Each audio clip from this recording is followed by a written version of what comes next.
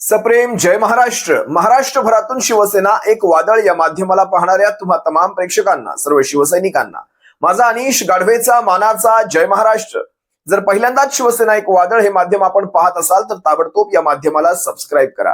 महाराष्ट्रभर शिवसेनेच्या विचारांना पोहोचवणाऱ्या या माध्यमाला तुम्ही सर्वांनी मिळून मोठं करा ही नम्र विनंती करतो. काल अभिजित कारंडेंचा एक व्हिडिओ माझ्या पाहण्यामध्ये आला. मला विशेष प्रेम आहे अभिजित कारंडेंवर. अनुजा धाकरस असतील, अभिजित कारंडे असतील, या दोघांवर माझं विशेष प्रेम आहे. काही का असेना, त्यांची मतांतर काही का असेना, पण आपलं मत स्पष्टपणे मांडतात, विकाऊ पत्रकारिता करत नाहीत. काही का असेना ते आपलं मत स्पष्टपणे ठेवतात. ठाकरेंच्या विरुद्ध बोलायचंय स्पष्टपणे बोलतात, ठाकरेंच्या बाजूने बोलायचंय स्पष्टपणे बोलतात, चुका दाखवतात आणि बरोबर गोष्टीही बरोबर पद्धतीने मांडतात सुद्धा. मला त्यांच्याविषयी एक विशेष प्रेम आहे. आजची पत्रकारिता, खरं तर मराठी पत्रकारितेमध्ये ही दोन रत्न आहेत, अनुजा धाकरस आणि अभिजित कारंडे. आता तुमची काही मतं वेगळी असू शकतात कदाचित, पण माझ्या पद्धतीने मी माझं मत ठेवण्याचा प्रयत्न केला. त्याच अभिजित कारंडेंचा काल एक व्हिडिओ माझ्या पाहण्यामध्ये आला. अतिशय सुरेख, अगदी 2-2.5 मिनिटांचा व्हिडिओ असेल, पण 2-2.5 मिनिटांमध्ये त्यांनी कशा प्रकारे या खासदारांचं नेमकं चाललंय काय, निधीच्या नावाखाली, विकास निधीच्या नावाखाली, डेव्हलपमेंटच्या त्या गोंडस नावाखाली नेमकं चाललंय काय, हे अगदी 2.5 मिनिटात स्पष्ट करून सांगितलं. कसं असतं, आम्ही सांगतच असतो, पण काय असतं, पत्रकारांनी ज्यावेळेस सांगितलं त्यावेळेस सोनाराने कान टोचल्यानंतर ते बरोबर टोचले जातात, योग्य टोचले जातात. बाकी इतर कितीही त्यामध्ये माहीर असतील त्याचा अर्थ नाही, पण सोनाराने कान टोचलेत, योग्य टोचलेले आहेत. एकदा तुम्ही अभिजित कारंडेंचा हा व्हिडिओ पाहावा, त्यानंतर या 7 खासदारांचं, माफ करा 6 खासदारांचं रिपोर्ट कार्ड मी तुम्हा सर्वांसमोर ठेवतो. महाराष्ट्रातली जनता या 6 खासदारांविषयी नेमका काय विचार करते लक्षात घ्या. या 6 खासदारांचे धाबे दणाणले आहेत. भविष्य यांचं फार कठीण आहे आणि 2029 फार लांब नाहीये. या मधल्या काळामध्ये या संबंध नरेंद्र मोदींच्या सरकारला खूप काही सहन करायचंय. नियतीचा फेरा, वसुलीचा फेरा हा सुरू झालेला आहे आणि वसुली अतिशय सक्त पद्धतीने सुरू आहे. अनेक गोष्टी सहन करायच्यात आणि त्यात या बुडत्या नावेमध्ये या 6 खासदारांची भर पडलेली आहे. तत्पूर्वी तुम्ही एकदा हा अभिजित कारंडेंचा व्हिडिओ पहा, त्यापुढे मी माझं विश्लेषण करतो. अतिशय सुरेख. धन्यवाद अभिजितजी या व्हिडिओ बद्दल. मग मला सापडले इथं संजय जाधव आणि संजय देशमुख. तर मी त्यांना विचारलं की तुम्ही कशासाठी गेलात, तुम्ही निधीसाठी गेलात असं विचारत. पहिल्यांदा नाही म्हणाले, परत मला निधी मिळत नाही, डेव्हलपमेंट होत नाही वगैरे वगैरे हिंदीमध्ये बोलले, हिंदीमध्ये विचारून. मी त्यांना म्हटलं की अरे पण तुम्हाला ट्रान्सफॉर्मर लावायला पण सरकार पैसे देत नव्हतं असं मी ऐकलं. अरे ओमराजे बोलले होते ना की ट्रान्सफॉर्मर, माझ्या पत्रावर ट्रान्सफॉर्मर सुद्धा बसवत नाहीत. आता त्यांना ट्रान्सफॉर्मर बसवायला नाही खासदार केले, खासदारांची कामं वेगळी आहेत, पण तरी पण आपल्याकडे काय आज चालतं. तर मग मी विचारलं, गोगावले आले, हर्षदा होती, गोगावलेनं विचारलं काय ह्याला काय अर्थ आहे, तुम्ही मजबूर करता ना म्हणजे लोकांना येण्यासाठी, कारण तुम्ही ट्रान्सफॉर्मरला पण पैसे देत नाही. ते ओमराजे ट्रान्सफॉर्मरसाठी गेले बिचारे. म्हणजे ऋत्विकचं ऐकू आलं नसेल तर ऋत्विक खूपच ट्रान्सफॉर्म झाले. मला असं वाटतं की ते असं आहे, म्हणजे जर तुमचा निधी थांबवला, मला त्याच्यानंतर एक राष्ट्रवादीचे आणि एक भाजपचे आमदार भेटले, हे समजून घेतलं पाहिजे. निधी हे प्रकरण खूप इंटरेस्टिंग आहे. ते म्हणाले की 1 रुपयाचा सुद्धा निधी मिळत नाही. आमदाराला 5 कोटी रुपयाचा निधी असतो. 5 कोटी काय होतं, 5 कोटी एक 2-5 किलोमीटरचा रस्ता पण होत नाही. त्याच्या पलीकडे जर तुमच्या मतदारसंघामध्ये लोकांची कामं व्हायची असतील, एखादं उपकेंद्र विद्यापीठाचं बांधायचं असेल किंवा व्हायचं असेल, एखादं जर तुम्हाला तिथे संस्था आणायची असेल, सरकारचं काय प्रकल्प आणायचा असेल, तर त्यासाठी तुम्हाला सरकारने मदत करावी लागते. पण इथलं सरकार किंवा केंद्रातलं सरकार ते एका पद्धतीनं शून्य निधी देते. शून्य निधी. माझं असं म्हणणं आहे की याचा अर्थ असा आहे की ही शिक्षा ही आमदारांना नाही, ही शिक्षा त्या मतदारांना आहे.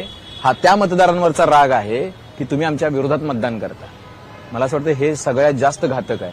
म्हणजे आमदारांवर त्यांचा राग नाही. उद्या आमदार म्हटले की आम्ही तुमच्याकडे येतो, ते घेतायत, पण ते वचपा काढतायत, ते सूड घेतायत मतदारांचा. मला असं वाटतं सत्ताधाऱ्यांनी मतदारांचा असा सूड घेणं हे लोकशाहीला न शोभणारं आहे. महाराष्ट्रातल्या सरकारनं आणि केंद्रातल्या सरकारनं सुद्धा मला असं वाटतं की थोडं दयाळूपणे, प्रेमाने, ते सुद्धा मतदार आपले आहेत. कुठल्या तरी कसं आहे की लोकांची भावना कशी असते बघा, तुम्ही ग्रामपंचायतीला एखाद्याला वेगळ्याला देतात, त्याचं कारण त्याचं वेगळं असतं. नगरपालिकेला वेगळ्याला देतात, त्याचं कारण वेगळं असतं. कोणीतरी महानगरपालिकेला वेगळा पक्ष निवडतो, लोकसभेला वेगळा आमदार निवडतो आणि खासदार पण वेगळा निवडतो. पण तुमचं सरकार दोन्ही बाजूला आणि तिथं विरोधी पक्षातला आमदार आहे, म्हणून त्या मतदारावर असा सूड उगवणं की तुझ्या भागामध्ये मी विकासच करणार नाही, रस्ता करणार नाही, पाणी देणार नाही, प्रकल्प देणार नाहीत, म्हणजे तू त्राही त्राही दिशा तुला फिरावं लागेल अशी परिस्थिती करणं, हा मला असं वाटतं हे शोभणारं नाहीये. आणि मला त्याची जास्त खंत आहे. कुणी लोक असत, ही जी लोक आली होती, आता काय धाराशिवच्या लोकांनी काय गुन्हा केला? गुन्हा एकच केला, त्यांनी ओमराजेंना मतदान केलं. दिस इज व्हेरी वरिझन सिच्युएशन. व्हिडिओ थोडा वर खाली आहे, माफ करा, पण त्यांचे विचार तुम्ही ऐकले असाल. विचार महत्वाचे आहेत, चेहरा महत्वाचा नाही. चेहरा जर महत्वाचा असता तर आपल्याला कोणीच पाहिलं नसतं. मग अनिश गाढवे म्हणून आम्हाला कुणीच पाहिलं नसतं. आमचे विचार तुम्हाला आवडतात, त्यामुळे तुम्ही आमच्यासोबत, आम्ही तुमच्यासोबत. लाखो शिवसैनिक जोडला गेला, 5-6 लाखांचा शिवसैनिक जोडला गेला. चेहऱ्यावर नाही, चेहऱ्याला महत्व नाही. चेहऱ्याच्या बाबतीत आम्ही शून्य, पण विचारांच्या बाबतीत होय होय आम्ही श्रेष्ठ आहोत. या गद्दारांपेक्षा श्रेष्ठ आहोत. विचारांच्या बाबतीत आम्ही श्रेष्ठ आहोत. त्यामुळे स्वतःच्याच पाठीवर अशी थाप मारून घ्यायची ही एकमेव संधी आहे आम्हाला. असो, हा व्हिडिओ पाहिल्यानंतर एक गोष्ट प्रकर्षाने जाणवली, कशा प्रकारे सरकार कामं करतात, कशा प्रकारे संस्था कामं करतायत. त्यानंतर मी आणखी थोडं चालण्याचा प्रयत्न केला. माध्यमं नेमकं काय सांगतात, माध्यमं काय दाखवतात, कारण माध्यम हा आरसा आहे समाजापुढे. समाजामध्ये चाललेल्या गोष्टींना कशा पद्धतीने माध्यमं ठेवतात हे दाखवण्याचा हा आरसा आहे. मी साम मराठीवर काही बातम्या पाहिल्या, त्या सर्वच्या सर्व मी तुम्हा सर्वांसमोर ठेवेल. विशेषतः साम मराठीचे आभार मानेल, त्यांना या सगळ्याचं क्रेडिट देईल. साम मराठीने या बंडाळीनंतर, या गद्दारीनंतर काही सर्वे घेतले. 5 मतदारसंघातले सर्वे मी तुम्हा सर्वांसमोर ठेवतो. त्याच्यामध्ये ईशान्य मुंबई असेल, शिर्डी असेल, अगदी संजय देशमुख असतील, संजय जाधव असतील, या सगळ्यांच्या मतदारसंघातले सर्वे घेतले. सगळ्यात पहिला सर्वे मी तुम्हा सर्वांसमोर ठेवणार आहे. सगळ्यात पहिला तो आहे धाराशिवचा सर्वे. धाराशिवचा मतदार या सगळ्याबद्दल काय काय विचार करतोय, कारण आपल्याला सगळ्यांना पहिला, बाकीच्या सगळ्या 4-5-6 खासदारांचं सोडून द्या, पण धाराशिवचा खासदार हा सगळ्यात जास्त सर्वांच्या जवळचा होता. ओम निंबाळकर सगळ्यात जास्त इथला, जवळचा, दिलसे एकदम. म्हणजे अनिल देसाई साहेब असतील, अरविंद सावंत साहेब असतील, यांच्यानंतर सगळ्यात जवळचा जर कोणी असेल तर तो धाराशिवचा खासदार ओमराजे निंबाळकर. त्या दिवशी मी एक पोस्ट केली होती. अनेक शिवसैनिकांची मतमतांतर आली, पण मला जे वाटलं त्याविषयी मी पोस्टमध्ये केलं. उद्धव साहेबांचा एक एबी फॉर्म देतानाचा, लोकसभेच्या वेळेसचा एबी फॉर्म देतानाचा मी फोटो ठेवला होता आणि निंबाळकर ठेवले होते तिथे, आणि मागे एक गाणं लावलं होतं, त्याला बॅकग्राऊंड गाणं लावलं होतं. ते आपण गाणं ऐकलं असेल, एकटी एकटी घाबरलीस ना, वाटलंच होतं आई, म्हणून तुला सोडून कुठे लांब गेलो नाही. हे गाणं आपण सर्वांनी ऐकलं असेल, एकटी एकटी घाबरलीस ना. त्यात मी ती एकटी एकटी हे माझ्या शिवसेनेविषयी बोललो होतो. आणि बॅकग्राऊंडला जे गाणं, आणखी त्यातलं एक कडवं, ते अतिशय महत्वाचं होतं. मोठी होतात मुलं, मोठी होतात मुलं, आई मोठी होत नाही, पिल्लू वस्त छोट. ते गाणं तुम्ही ऐका. मला ते गाणं बोलताना थोडंसं घहीवरायला होतं. ते गाणं अतिशय जवळचं आहे. मोठी होतात मुलं, आई मोठी होत नाही. म्हणजे शिवसेनेने ही मुलं मोठी केली, आणि ह्या मुलांनी शिवसेनेला हे काय गुण दाखवले बघा. म्हणजे उद्धव साहेबांचा तो फोटो आहे, हातात एबी फॉर्म आहे, इकडे निंबाळकर उभे आहेत. मी तुम्हाला हा फोटो दाखवण्याचा प्रयत्न करेल. इथेच बाजूला मी फोटो लावण्याचा प्रयत्न करतो, तो तुम्ही पाहू शकता तो फोटो. पण ते गहिवराला होतं, मोठी होतात मुलं, आई मोठी होत नाही. आणि त्यातलं आणखी एक कडवं आहे, तुम्ही हे जर गाणं व्यवस्थित ऐकाल तर, कुठे असशील राजा पुढे, भविष्यात तू कुठे असशील राजा, काही ठाऊक नाही. हे सुद्धा ती आई म्हणते, भविष्यात तू कुठे असशील, जेव्हा मोठा होशील, उडून भूर जाशील. जाऊ द्या, त्यातून मी बाहेर येतो. मी साम टीव्हीच्या सर्वेवर येतो. काही गोष्टी भावनिक असतात, आणि आपण शिवसैनिक काही बाबतीत भावनिक आहोत, कारण आपण इथून प्रेम करतो लोकांवर, इथून हृदयापासून. असो, साम टीव्हीचा, तत्पूर्वी तुम्ही हा व्हिडिओ पहा, तोपर्यंत मी जरा सावरून घेतो स्वतःला. साम टीव्हीने, बरं त्याच्या अगोदर तुम्हाला मी एक व्हिडिओ दाखवतो. हा व्हिडिओ एकनाथ शिंदे सोबतचा कालचाच हा एक व्हिडिओ आहे ओम निंबाळकरांचा. वाण नाही पण गुण लागला. प्रत्येक ठिकाणी कसं फोन असं रेकॉर्डिंग चालू असते, आणि प्रत्येक ठिकाणी कसं एखाद्या ठिकाणी मदत पाठवायची, मागून कोणतरी गपचूप रेकॉर्ड करत असतं असं दाखवायचं, पण ते रेकॉर्डिंग पद्धतशीर ठरवून केलेली असते. तो वाण नाही पण गुण लागला. आता काल ज्या वेळेस निधी मंजूर करून घेतला जात होता 18 कोटींचा, त्यावेळेस कशा सह्या केल्या जात आहेत, कसं बोललं जातंय, हे सगळं तुम्ही ऐका. पण एक प्रश्न स्वतःच्या मनाला विचारा, की ही जी कामं मंजूर करून घेतली जात आहेत, उद्यानांची, गार्डन डेव्हलपमेंट किंवा रस्ते किंवा काय ते आठवडी बाजाराची कामं वगैरे तुम्ही ऐकली. त्या दिवशी मी सांगितलं आठवडी बाजाराचा तो कायापालट करायचा आहे. ही कामं, सरपंचाची कामं, नगरपंचायतीची कामं किंवा जिल्हा परिषदेची कामं, की ही खासदाराची कामं, लोकसभेतली कामं आहेत ही. मग लोकसभेतली कामं इथे महाराष्ट्राचे उपमुख्यमंत्री मंजूर करतायत. लोकसभेच्या कामांवर महाराष्ट्राचे उपमुख्यमंत्री सह्या करतायत, मंजुरी देतायत. हे काय लोकांना उल्लू बनवायचे धंदे चालू आहेत? जरा एकदा हा व्हिडिओ पहा तुम्ही. आधी मंजुरी दिली होती सगळ्याला, पण स्थगित राहिली होती. आता थोडासा निधी वाढवून देतो. तात्काळ कार्यवाही करायची.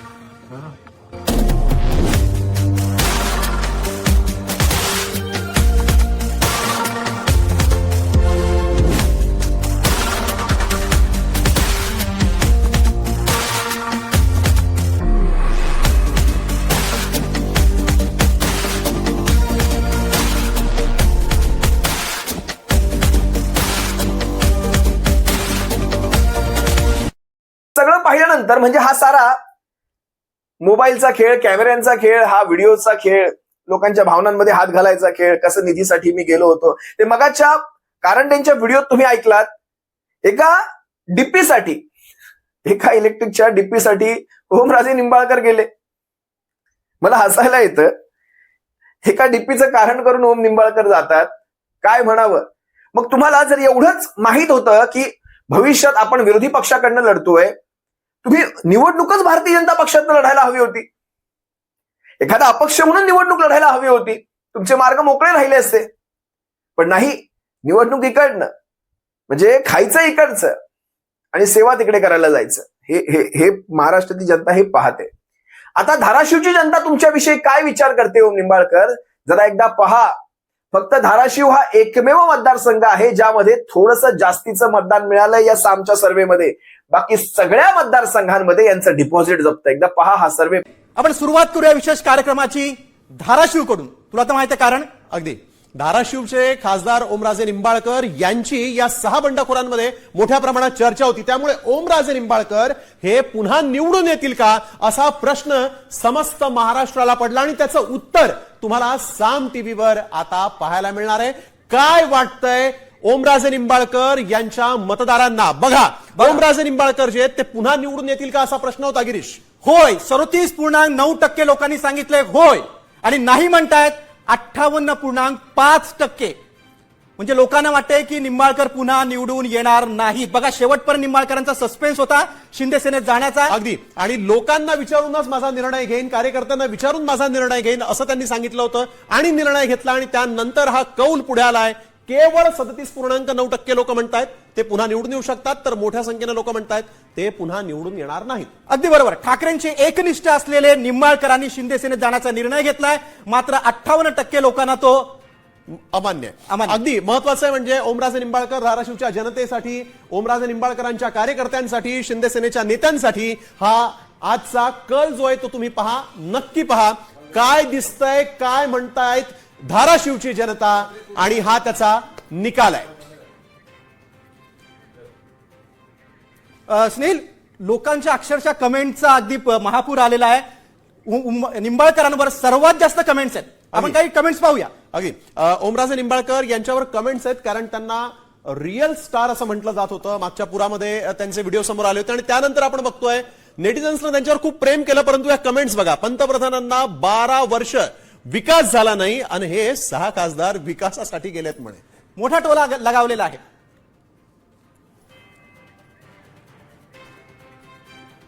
तर आपण बघतोय ही एकनाथ यावेळेस शिंदे बोलले होते की रिअल स्टार आहेत ओमराजे. राऊत बोलले होते नाही रिअल स्टार आहेत. बघा लोकांचे काय कमेंट्स आहेत निंबाळकरांवर. पंतप्रधानांना 12 वर्ष विकास झाला नाही आणि हे 6 खासदार विकासासाठी गेलेत म्हणे, अशी कमेंट्स आहेत. खूप कमेंट्स आहेत सोशल मीडियावर. यानंतर पुढची कमेंट देखील महत्वाची आहे गिरीश. ही पुढची कमेंट आपण आता बघूयात. शेळीचं पिलू वाघ कधी पाठीवर वार करत नाही.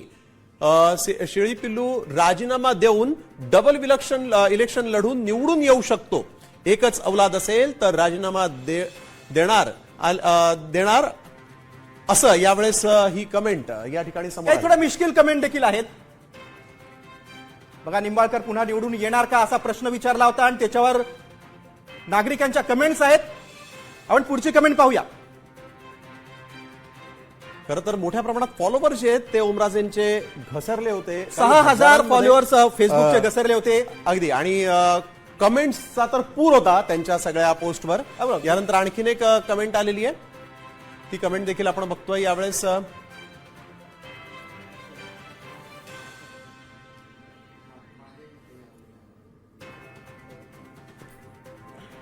ही कमेंट आपण तुम्ही वाचू शकता, बघू शकता. या ठिकाणी आपण बघतोय जनमताचा कौल खरं तर काय म्हणतोय आणि ओमराजे निंबाळकर यांच्या संदर्भातली ही कमेंट या ठिकाणी समोर आलेली आहे. पक्ष बदललाय आणि या कमेंटमध्ये ओमराजे यांच्याबद्दल खरं तर भावना लोकांनी मोठ्या प्रमाणात व्यक्त केलेल्या आहेत.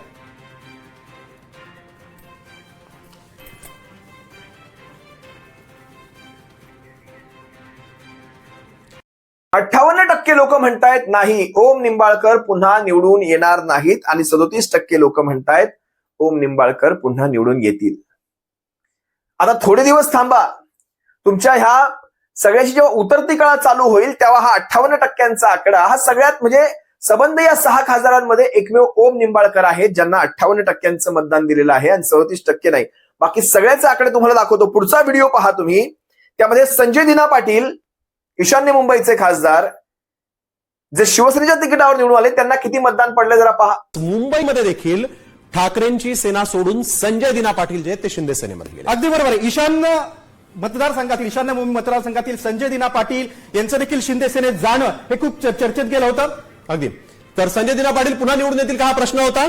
बघा, होय 28.2% नागरिक म्हणतायत होय ते पुन्हा निवडून येतील, तर नाही म्हणतायत 74.4% नागरिक म्हणतायत नाही. बघा, जनमताचा कौल काहीच नाही. अगदी गिरीश, एक महत्वाचं म्हणजे ना, या मतदारसंघामध्ये मराठी विरुद्ध गुजराती, मराठी विरुद्ध परप्रांतीय अशी सगळी लढत होती.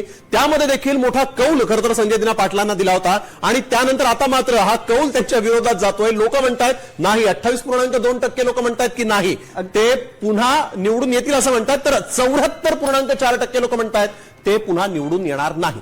स्नेल, संजय दिना पाटील हे 2009ला एकदा निवडून आले होते, त्यानंतर 2024ला आलेत. मात्र आता शिंदे सेनेत जाण्याचा त्यांनी जो निर्णय घेतलेला आहे, ठाकरे सेनेशी त्यांनी जी बंडखोरी केली आहे, जनमताचा कौल म्हणतोय की होय 28.2% की ते निवडून येतील, तर सर्वात जास्त लोक म्हणतात 74.4% ते पुन्हा निवडून 2029ला येणार नाहीत.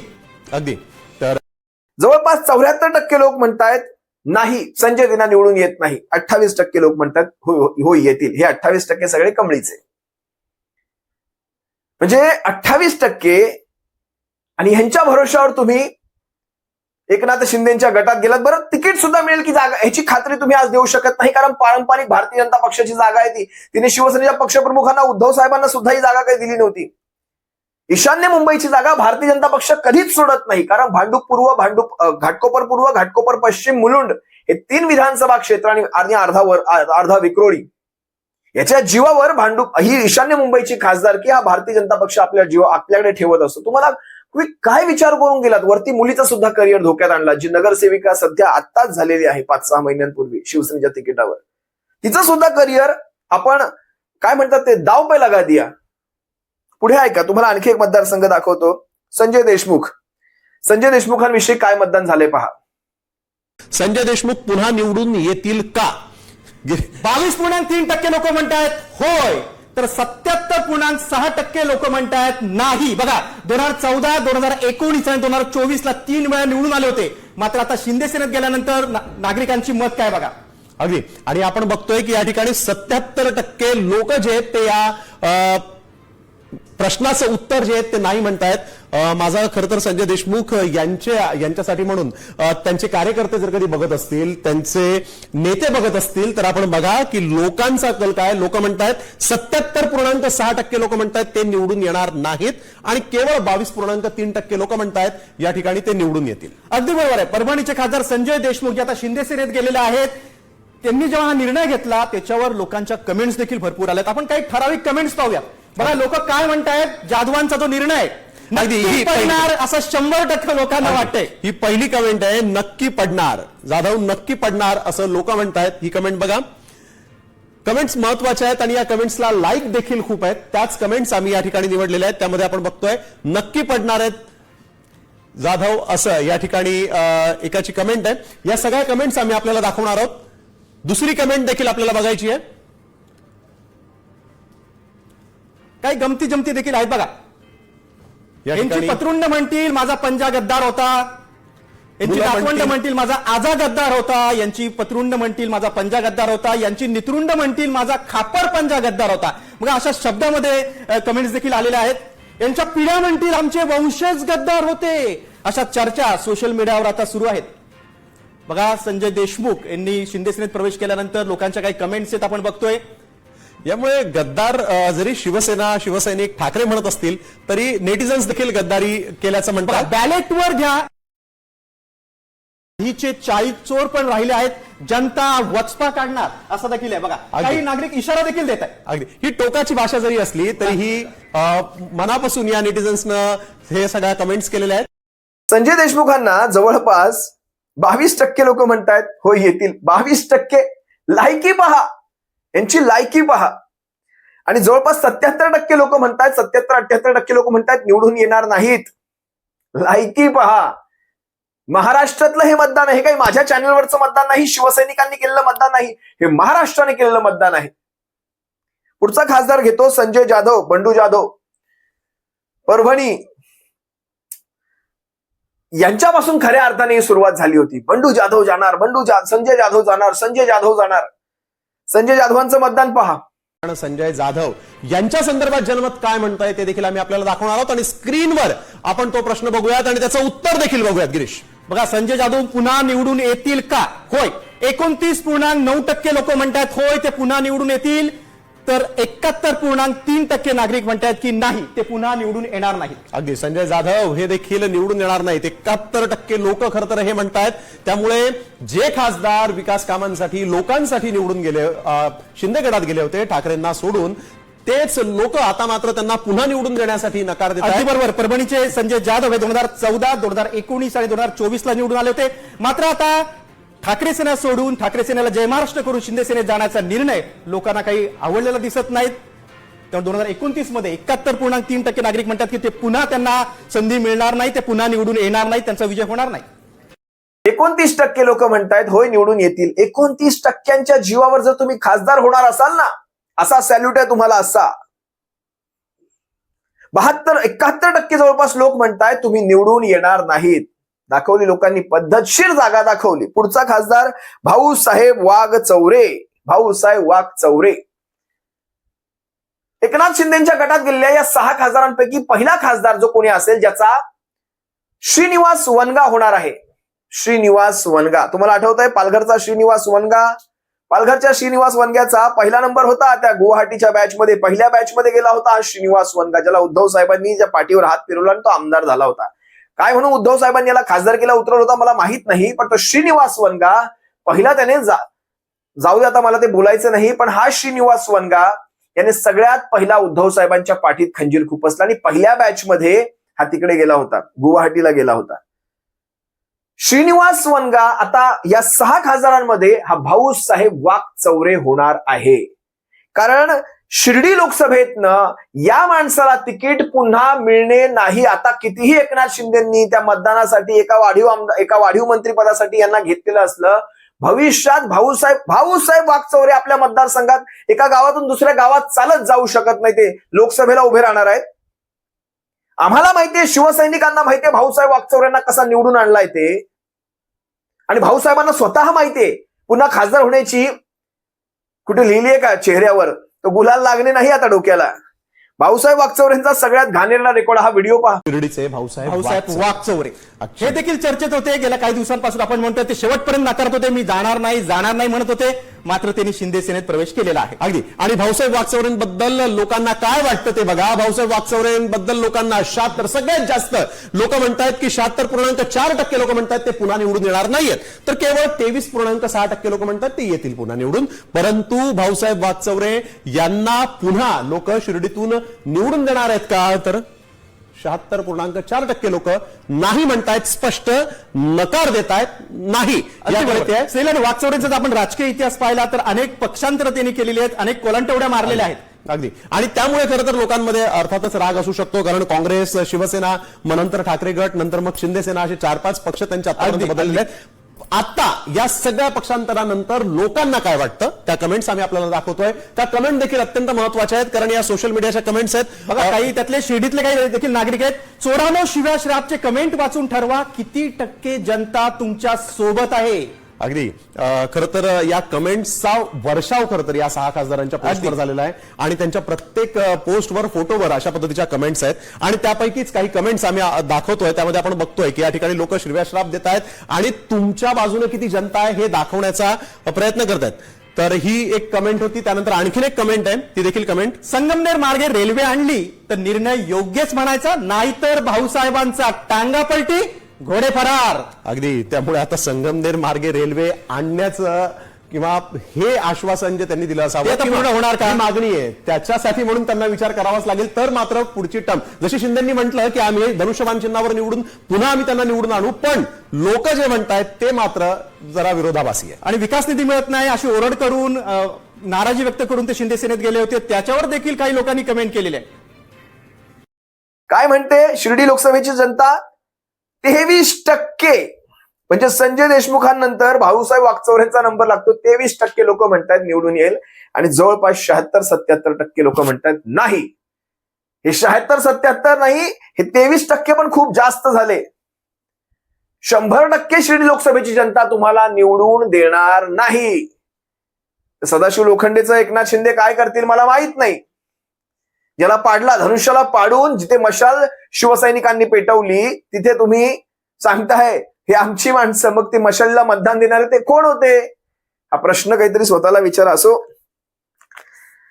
जास्त काही बोलत नाही, सारं काही स्वतः समजण्यासारखे आहेत. या बातम्या तुम्ही सर्वांनी पाहिलात, मीडियावरचे हे सर्वे पाहिलात. हे सगळं पाहून तुम्ही लक्षात घ्या, या खासदारांना भविष्यकाळ फार कठीण आहे.